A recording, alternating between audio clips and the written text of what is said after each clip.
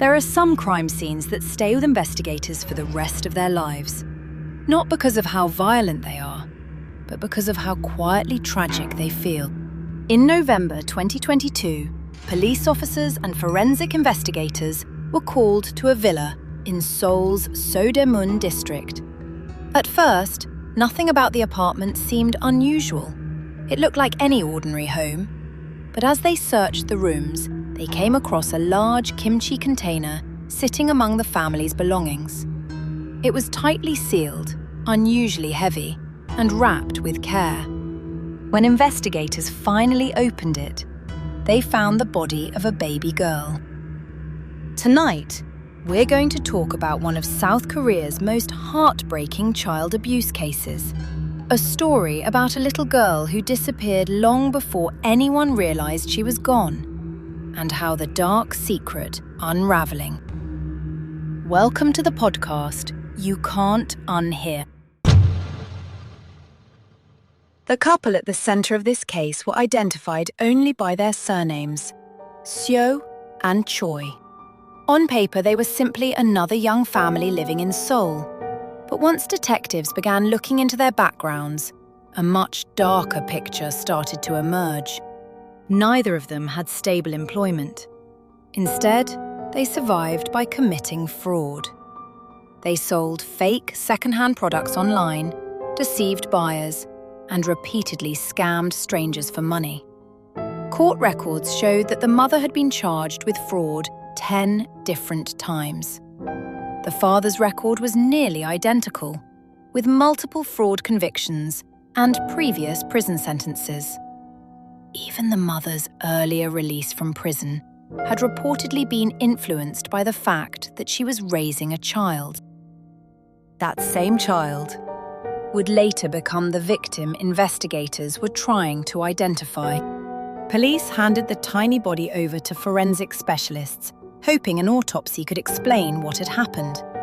But after nearly 3 years inside an airtight container, time had erased most of the answers. Almost all of the baby's internal organs had decomposed. The remaining tissue had dried completely, making it nearly impossible to determine a precise cause of death.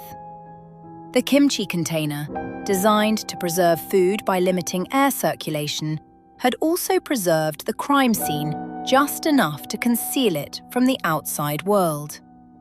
To neighbors, nothing seemed unusual. Yet, amid the decomposition, forensic experts discovered one important clue. There was an abnormal fracture on the back right side of the baby's skull. Whether that injury caused her death or happened afterward, investigators couldn't say with certainty. Ironically, this heartbreaking case wasn't uncovered because someone confessed. It wasn't because a neighbor reported suspicious activity, and it wasn't because police received an anonymous tip. The investigation began because of something much simpler: a missed vaccination. South Korea operates one of the world's most comprehensive childhood immunization systems. Vaccines are provided free of charge until children reach 6 years old, and every injection is recorded in a nationwide digital database. Government employees routinely monitor those records to make sure children aren't being left behind. One employee noticed that a little girl, whom we'll call Hyun to protect her identity, had only received 3 vaccinations. By her age, she should have received at least 7, maybe even 10. Something wasn't right. The employee repeatedly tried contacting the parents. Days passed, then weeks. Phone calls went unanswered. Messages were ignored. Every attempt to verify the child's well-being seemed to hit another dead end. Finally, on October 27, 2022, at exactly 5:27 in the afternoon, the government worker filed a report with the police. It looked like a routine child welfare investigation in the beginning. Instead, it became a homicide investigation. When detectives finally questioned Seo and Choi about their daughter, both insisted she was alive. They claimed she was staying with relatives. They said the family had moved several times, making it difficult to keep up with her vaccination schedule. On the surface, it sounded like a believable excuse. Except, South Korea's immunization records don't disappear when families move. Every hospital in the country accesses the same national system. No matter where a child receives treatment, the records follow them. So, investigators knew immediately the parents were lying. As detectives continued piecing together the timeline, another disturbing detail emerged. The little girl had died on January 6th, 2020. At that exact time, the father was already serving a prison sentence. That meant he couldn't have been present when she died. But after his release, he returned home, learned what had happened, and instead of reporting the death, he helped hide his own daughter's body. He transported her remains to the villa in Seoul, sealed her inside the kimchi container, and left her there. For more than 2 years, life simply continued around her. Investigators soon began asking another question. Was this really the first time? Some reports suggested there may have been signs pointing toward previous abuse inside the household. Authorities quietly explored whether the baby might not have been the only victim connected to the family. Those suspicions were never fully proven, but they added another layer of unease to an already devastating case.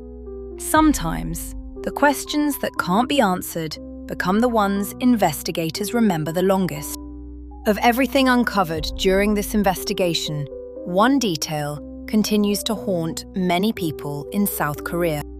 This little girl spent more time hidden inside a plastic container than she ever spent living. Nearly 3 years passed before anyone realized she was gone. No birthday celebrations, no family photographs, no first day of school, only silence. When investigators finally removed her from the container, one Korean documentary described the moment with a heartbreaking sentence. She could finally return to heaven. Cases like this also force uncomfortable conversations about systems designed to protect children. Government assistance programs exist because countless families genuinely need help raising their children. They save lives every single day. But occasionally, those same systems are exploited by people who view children not as sons or daughters, but as financial benefits, as responsibilities, or worse, as burdens. In the end, it wasn't a confession that brought justice closer. It wasn't advanced forensic technology. It wasn't even a witness. It was a missing vaccination appointment. A government employee who noticed one child had quietly disappeared from the system and refused to ignore it. Some horror stories begin with abandoned buildings. Others begin with serial killers. This one began with a child who simply stopped showing up on a computer screen. And perhaps that's what makes it so heartbreaking. She wasn't found because someone was looking for her. She was found because someone noticed she had been forgotten. Thank you for listening. If you enjoyed tonight's episode, don't forget to follow the podcast, because every week we uncover another story that blurs the line between crime, history, and the darkest corners of human nature. Until next time, stay curious, stay safe, and I'll see you on the next episode of the podcast, You Can't Unhear.